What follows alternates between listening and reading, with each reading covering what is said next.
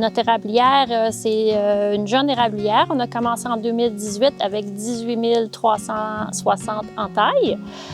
2023, on était rendu à 23 000 entailles et 2026, nous serons à 98 500 entailles.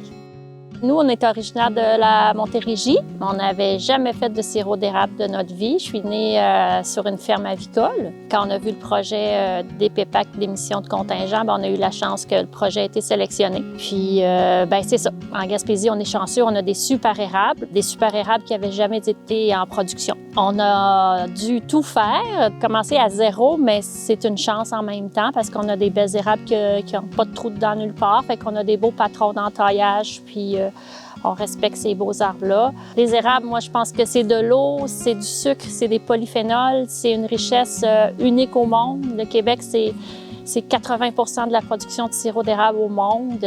On m'a dit qu'il y a plus que 70 sortes d'érables, mais il y en a juste 3 qui donnent de l'eau sucrée.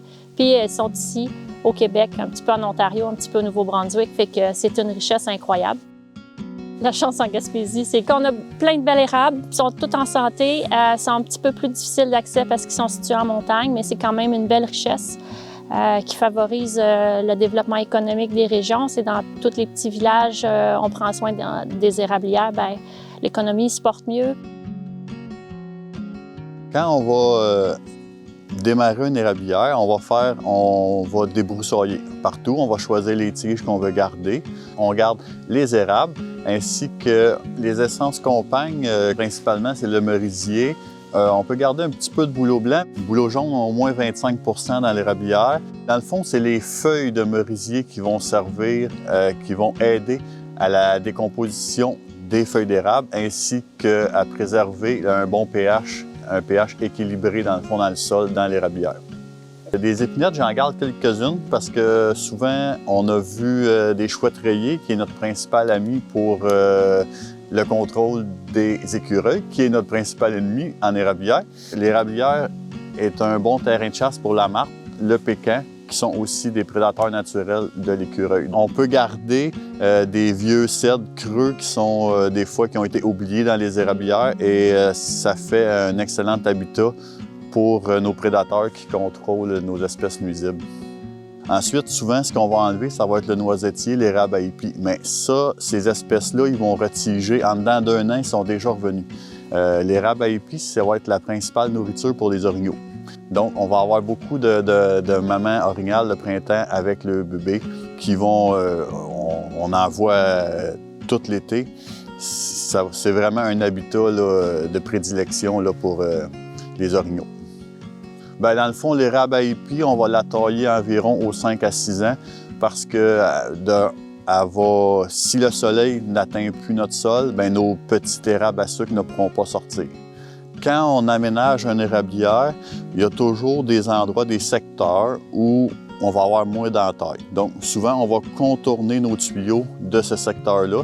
Dans notre érablière, on a 4-5 secteurs qui n'ont pas d'érable. Donc, c'était des cédrières avec sapins, tout ça.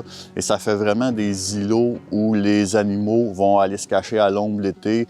En tout cas, ces petits îlots-là, c'est vraiment des milieux de vie incroyables.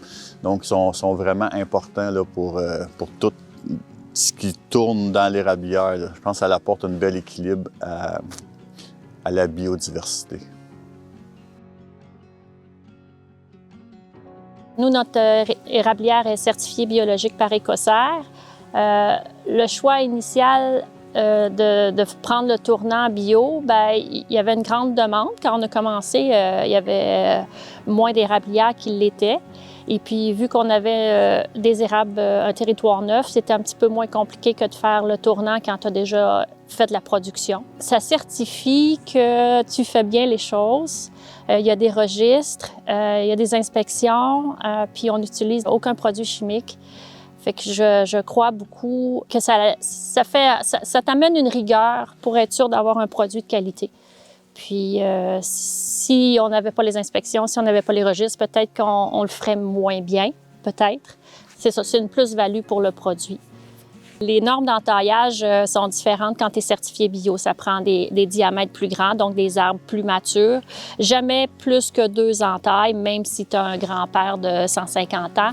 Fait que ça, je pense que c'est un grand respect des arbres. Ils viennent aussi inspecter pour être sûr qu'on respecte le patron d'entaillage, puis aussi la profondeur au niveau de l'entaillage pour ne pas faire de blessures sur les arbres. Fait que quand tu sais que quelqu'un vient vérifier tous ces points-là, puis ces points-là sont super importants pour la santé de l'érable, je pense que c'est un petit plus aussi.